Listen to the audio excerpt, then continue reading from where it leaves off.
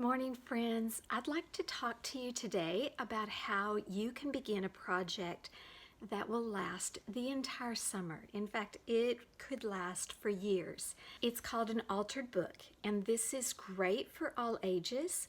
You just need to find a book that works well for this project, and you can create with any media imaginable in your altered book. So let's get started. Encyclopedia, but you can use any book that mom says it's okay to destroy, but you're going to create something beautiful out of an old book that maybe is going to be tossed or not used anymore. You want to have a hard cover so that if you want to paint on the outside, you can paint on the outside. I added heavier things to the outside of my book, and you can do that as well. My book actually has a sewed in spine, which is really nice because when I rip out the pages, I don't have to re-glue anything. The book stays together because everything is sewed together. And I'll talk to you in a minute about ripping out pages. You want to rip out pages because if you make it thicker, you can see I'm adding different things. If you make it too thick, your book might not want to close. So you can start with a table of contents. There's no right or wrong answer to what you add to your book. I wrote some beginning thoughts. God's miracle happens when you yield to the Spirit's lead in our lives. And then I added some pictures. Make sure it's okay with mom and you've got copies of pictures. Your book can be whatever theme, whatever title you want to make it. Sometimes you might want to glue pages together. So I glued those together to make it more sturdy. When I added some paint, I used stamps. And here I have some secret little pockets. So I glued several pages together, and I had some old photos and I wanted to have a pocket for those. So this is more for the older grades. You can cut with an X-Acto knife after you've glued several pages together. And I painted on it and I wrote a favorite verse. You can just doodle and draw and paint. You can use any material that you want. I had an old folder, and here I folded it kind of like a pop-up, like in our video last week. And I have a picture of one of our family reunions. So you can add things. This is why you'll want to rip out pages, because it'll start getting really thick as you add. So many different types of pockets that you can fold and make and add little treasures or messages. This could be your private journal, your way of processing things and thinking about your good feelings and maybe your bad feelings, adding favorite maps.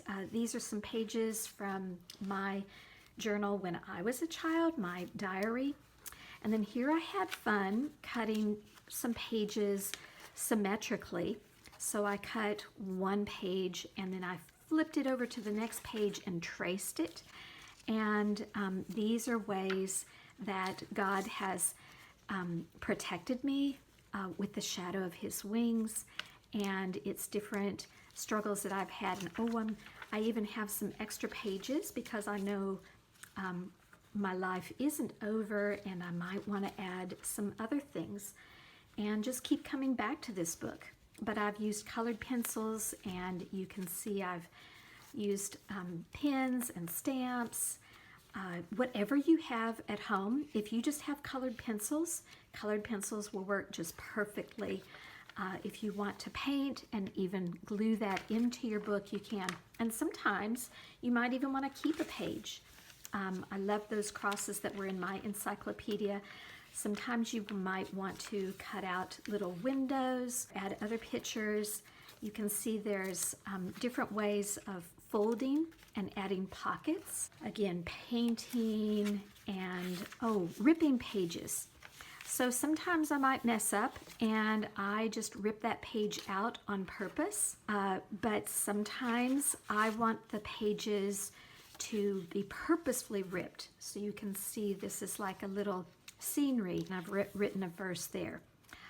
Sometimes you can work on a page and it'll take 5 minutes, and other times it may take 2 or 3 hours to work on that page. Another fun activity that I enjoyed is coloring around words that were already on the page and making those words stand out. And coloring on a picture, you might not be able to see that, but I used colored pencils, and this was an old black and white encyclopedia. And there are some pages where I cut out, maybe even, and I loved that Salvador Dali's picture of Christ. And the gift as it looked from above is what I wrote on that page. So be thoughtful about what you are adding to your book. Maybe you have a treasure that you found outside, or something that you want to add. I used an old napkin, and I glued the napkin down. I thought that was a beautiful little napkin, and then I cut out one of the shapes and I wrote a verse right in there. So making art out of things that you find in your house can be a challenge, but that's what is going to make us grow.